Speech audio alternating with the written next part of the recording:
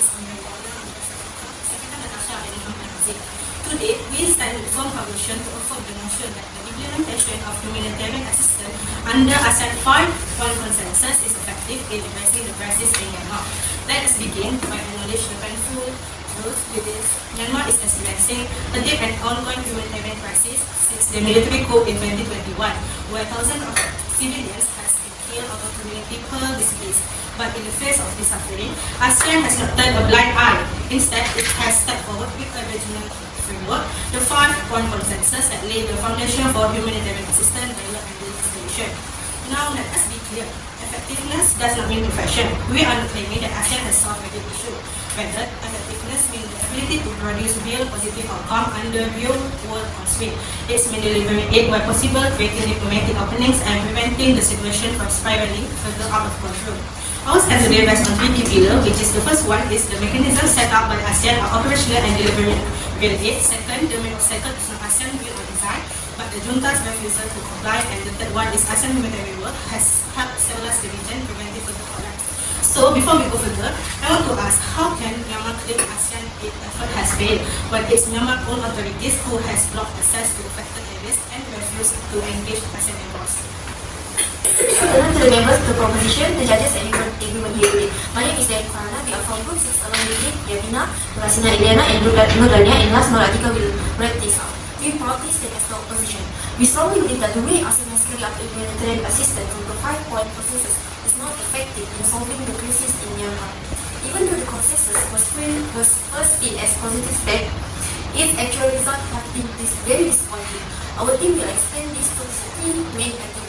Firstly, the agreement that ASEAN makes a robust enforcement mechanism, thereby enabling the Myanmar military regime to disregard the consensus without facing substantial consequences. Secondly, Hasina Ileana will argue that humanitarian access remains severely restricted, limiting the delivery aid for those who were most affected by the conflict. Thirdly, the agreement that ASEAN failure to engage with all relevant stakeholders, particularly the national unity government and various ethnic identity groups. In last article, we will wrap this up. In summary, the 5-point consensus has not translated into meaningful change on the ground. Its implementation remains a symbolic and extremely effective. For this reason, we stand in firm opposition to the motion. Thank you.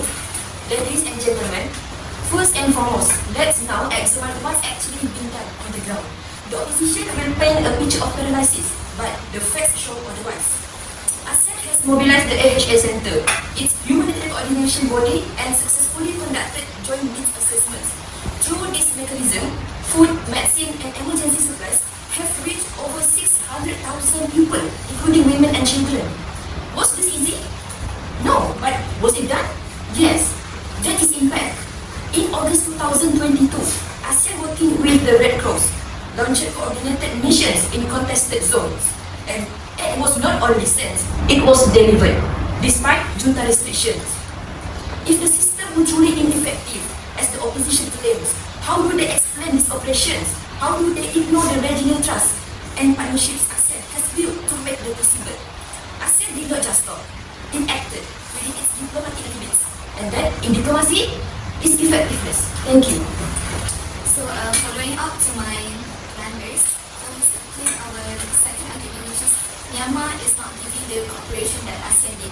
So, let me begin with some simple question, which is, when civilians are suffering, who should be held responsible? The ones offering the help or the one who rejecting it? So, today, the opposition argues that ASEAN humanitarian assistance under the 5 consensus has failed. But this argument completely ignores one crucial fact, which is Myanmar military government is the one who blocked and delayed ASEAN effort from the very beginning. So let me be clear here, ASEAN is not the problem, but the military junta is the problem. So let's look at other facts. In 2021, ASEAN established the 5-point consensus in response to the Myanmar crisis. So one of those points, which is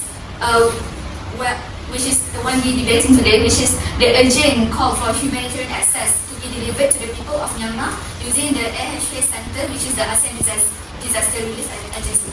Since then, ASEAN has sent multiple special envoys to engage with all parties, excluded Myanmar from key meeting when the regime refused to cooperate, and mobilized the AHA Center to prepare and deliver the humanitarian aid. But despite all this effort made by ASEAN, the Myanmar military has consistently refused to the conflict zone. They have denied permission to meet with the opposition group and restrict aid workers from reaching the civilians. So, let me ask again, can you call it a failure where ASEAN has given all the effort that were needed? And then, is ASEAN perfect? No, but is ASEAN trying to help? Yes. So, aid has reached some communities through long-term partnership and control. ASEAN also have worked quietly but consistently, and countries like Malaysia, Indonesia and Thailand have been pushing harder for access. So, we also need to remember that ASEAN is not a military alliance. ASEAN is built on diplomacy, mutual respect and dialogue. So, ASEAN cannot force Myanmar to open its borders, but what we can do is we can keep engaging and keep questioning them. So, that's all. My next argument is ASEAN humanitarian works to prevent regional collapse. So let's not forget that this isn't just about delivering boxes of foods, that this is about preventing regional disaster. So ASEAN has been a key role in stopping this problem.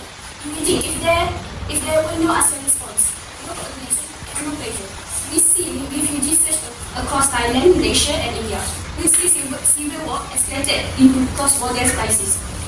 But instead, ASEAN has held firms its constructive engagement through limited and maintaining dialogue, preventing escalation, and leaving door open for political conversations.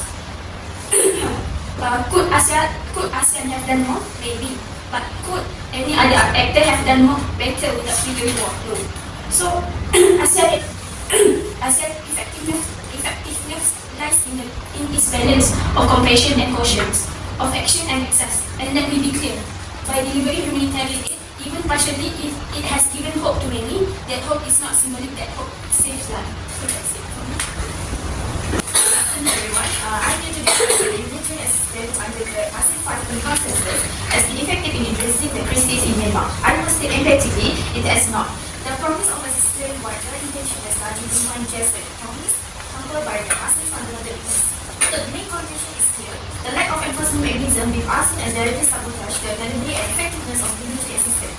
When the 5-point consensus was given its scope of the delivery of humanitarian assistance during the ASEAN division, but what mechanism and how will be enforced? The answer is none of the measures.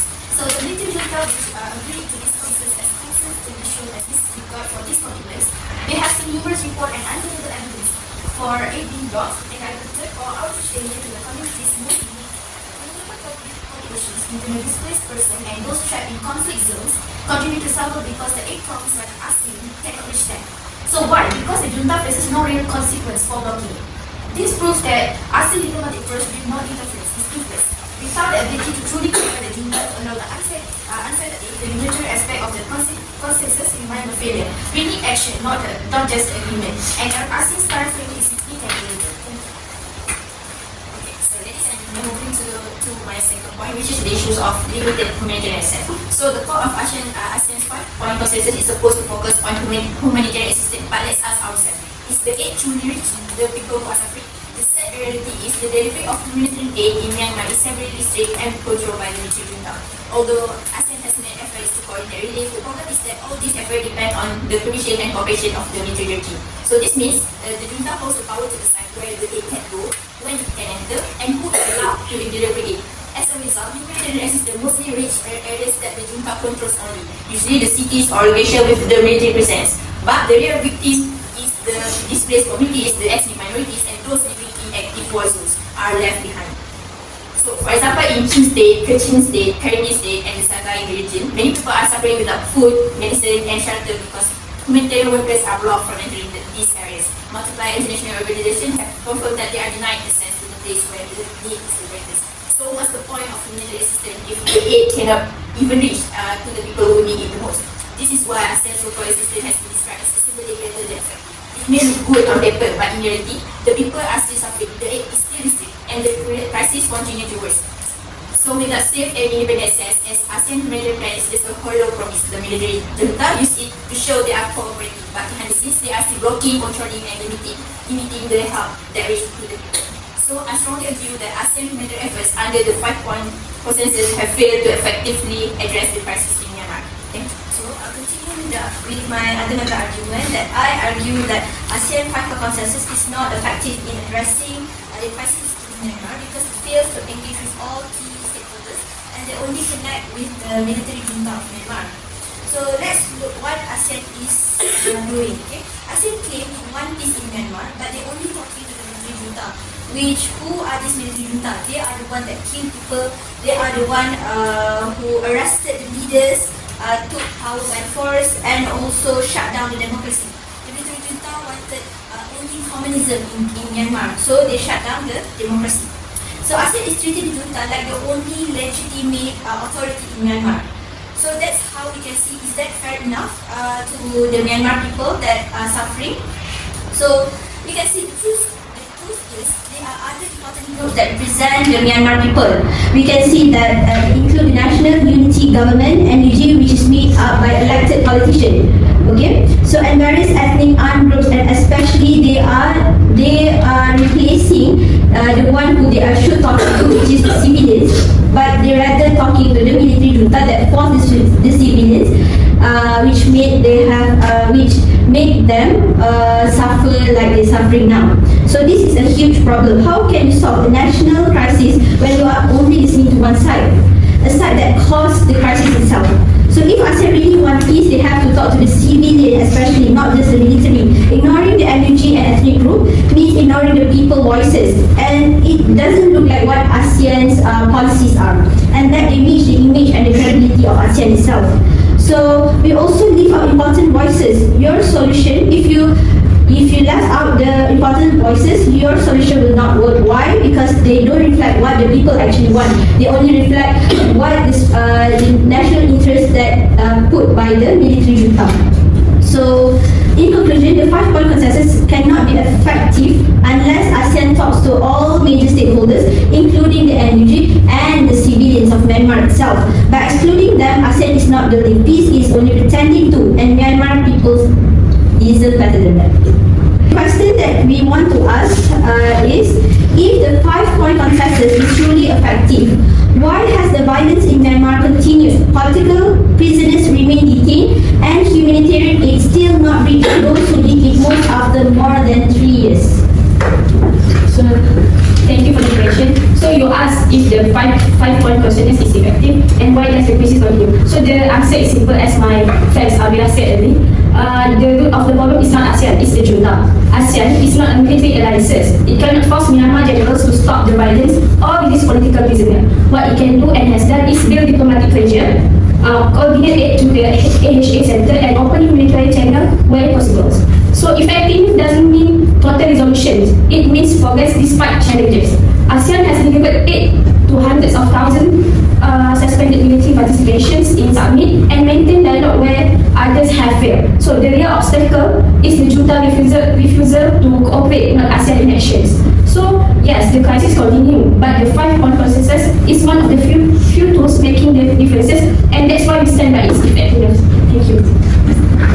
Let me add to what Tasha said, and I wanted to explain why ASEAN only reached to junta, because junta is the one who holds the key to Myanmar. So if we want to deliver the aid, we must cooperate with the one who holds the key, which is junta. Junta is the one who have access to the land, to the air, to the space, all of Myanmar. So even other international NGOs who want to deliver the aid, we must communicate with the one who hold the country, because it's their sovereignty. But the ASEAN know that the junta will not give their cooperation. Yes, but They must have to find other way to solve that. So yes, but if ASEAN also have other way, that often has been blocked. So the only way that we could help is to deal with the junta.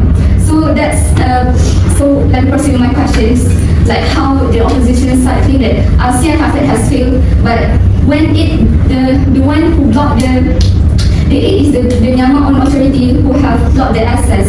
So how can we address that?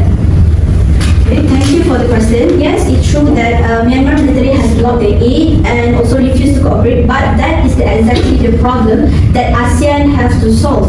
Okay, so ASEAN knew this from beginning, yet it chose to only rely on junta's military. Okay, so if ASEAN truly wanted success, it should have found other ways to reach the people, like engaging with the National Unity Government that I've said before, or local humanitarian groups, but it didn't. So even though the junta is to be blamed, ASEAN also failed to take stronger action to hold them accountable. And also that's why we see that aid effort has failed, not because ASEAN tried and failed, but because they trusted the wrong partner and ignored the real voices of the people, and they don't want to find other solutions. Okay, so to sum up, we can call a response effective when the suffering on the ground continues unchecked. The 5-point consensus promise peace, dialogue, and aid, but we see immunity or violence, blocked internet access, and political exclusion. ASEAN's approach, while well-intentioned, lacks the tool to enforce compliance. Without consequences, the junta ignores agreement. It barely reaches those in danger, and by engaging only with the military, ASEAN excludes the people's chosen representatives and deepen mistrust. This is not just a technical failure, it's a humanitarian one. Symbolic efforts are not enough when lives are at stake. If effectiveness means real change on the ground, the ASEAN's current approach clearly falls short. For this reason, we strongly oppose the motion. Thank you. So now we continue with the conclusion. Now let's return to what this bill is about, which is effectiveness. The opposition says aid is restricted. We agree, but restricted doesn't mean absent. The opposition says ASEAN lacks enforcement, but we say effectiveness. It is not just power, but it presents, and ASEAN is just merely present. It is delivering and preserving stability and keeping engagement alive. ASEAN is not perfect, but it is only a platform engaging Myanmar without triggering war. Its efforts are not performative, they are strategic and life-saving. So we ask it, when it has been delivered, when partnerships are growing, when stability is present, on what ground can the opposition say it is all effective? So for all the reasons, we are proud to propose. Thank you.